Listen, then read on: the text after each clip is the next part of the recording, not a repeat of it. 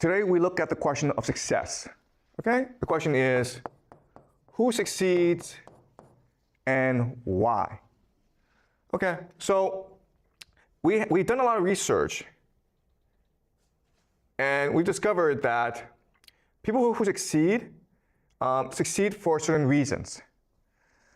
So there is a Columbia psychologist named Walter Mischel, and he devised a very famous experiment called the marshmallow test.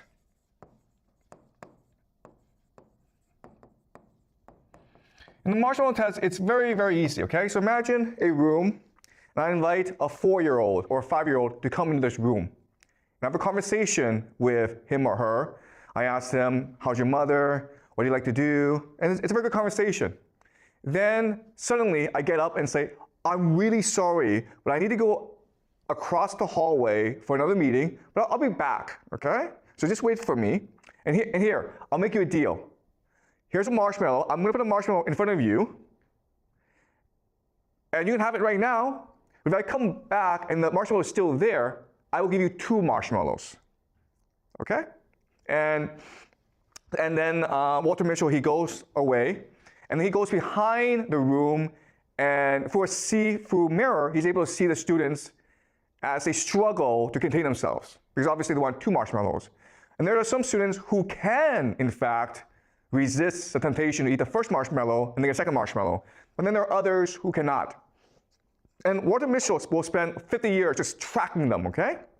And what he discovers is this: the students who resist the temptation, who get the second marshmallow, they are much more likely to do better in school. They have higher test scores. They have better careers. Their careers are more stable. They get promoted in their careers. They're much more able to find a stable relationship. They avoid jail, they avoid drugs, they avoid alcohol, they're more lean, they're more fit, they live longer, better teeth. And those who cannot resist and eat the first marshmallow right away, they have the opposite effect, okay? And so the idea is that for Walter Mischel, success means delayed gratification. And all this means is that people who succeed are capable of long-term planning. To succeed today, I will make sacrifices necessary, okay?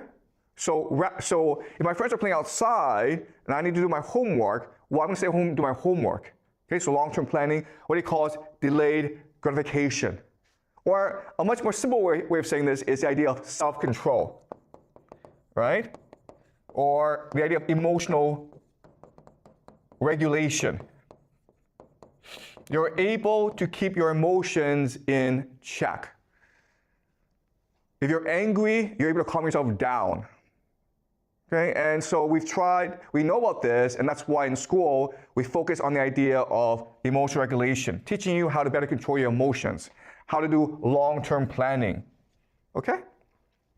So that's one theory of success. Another theory of success comes to us from another psychologist named Carol Dweck, and she's at Stanford. And she wrote a book called Mindset. Okay? And what she tells us is that those who succeed in life have a growth mindset. And those who fail in life have a fixed mindset. Okay? And it's not hard, okay? The idea is resilience. Those who have a growth mindset, if they fall or they fail, they say to themselves, this opportunity for me to learn. So I'm going to think about what I did wrong. Next time, I'll do better. And a fixed mindset are people who cannot accept the idea of failure, who think that it's because they're not capable of improving, and therefore they give up. Okay? So those with a growth mindset, if they fail, they try harder. Those who have a fixed mindset, if they fail, they just give up. And so the idea of resilience, okay? Pretty simple, right? And the third idea of success comes to us from Kay Anders Ericsson, who is a Swedish psychologist. And she wants to know why certain people are able to succeed as musicians or athletes. And he creates the idea of deliberate practice.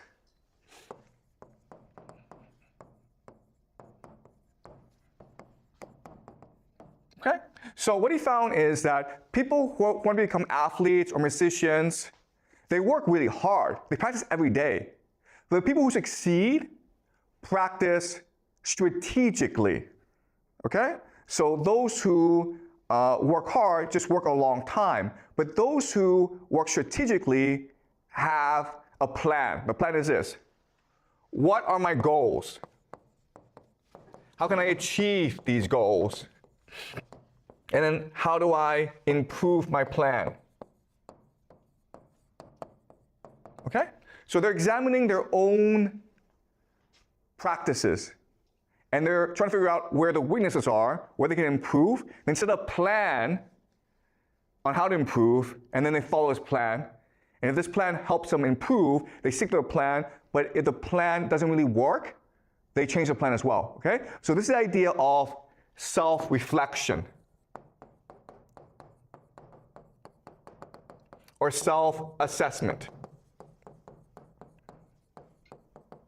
Constantly thinking about how you are as a student and figure out how to improve your own learning strategies.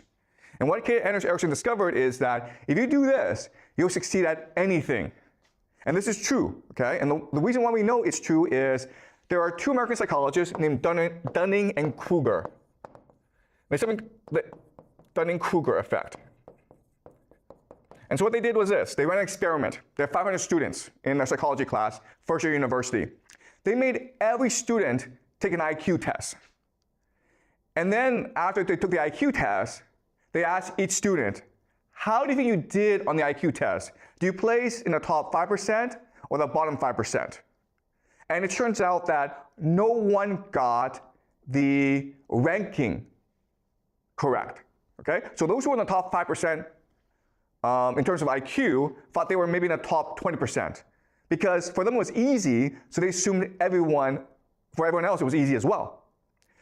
But what was dramatic is that those who scored the lowest thought they were average, okay? So the worst 5% in the class thought they were in the top 50%, or just average. And the reason why is those people who are stupid lack the capacity to know they're stupid. Okay? So what Dunning-Kruger discovered is that the hardest part of being a student is to assess yourself properly, to know exactly where you stand and how to improve. Those who are stupid are often the most confident in the world. That's what's called the Dunning-Kruger effect. And this helps us explain why the world is why it is. Because often the people in power are stupid. They don't know they're stupid, they're overconfident, and they do stupid things like Donald Trump, okay? All right? All right, so now we have these three theories, right? We have self-control, we have resilience, and we have self-assessment. And so as educators, as schools, what we can do is devise strategies and curriculum to help students all succeed, correct, right? The problem is that when we actually try this, it doesn't work, okay? If you take a bad student and you teach him self-control, resilience, and self-assessment, the student doesn't actually get better. The reason why is, okay, and this is a very important idea for you guys to remember, is that correlation does not equal causation. Okay? You guys need to remember this. Just because things are correlated does not mean they cause each other. So I'll give you an example. We know that successful people, they get up early in the morning. Okay? They get up at 4 o'clock in the morning. But just because you get up at 4 o'clock in the morning does not mean you succeed. Okay? Just because you work hard, just because you're resilient, just because you have growth mindset does not mean you'll succeed. But if you're successful, you'll get up early in the morning because you are more motivated. If you're successful in life, you will have more self-control. You will have more resilience. You'll be more humble. Okay, does that make sense? So if you're rich, guess what happens? You become successful.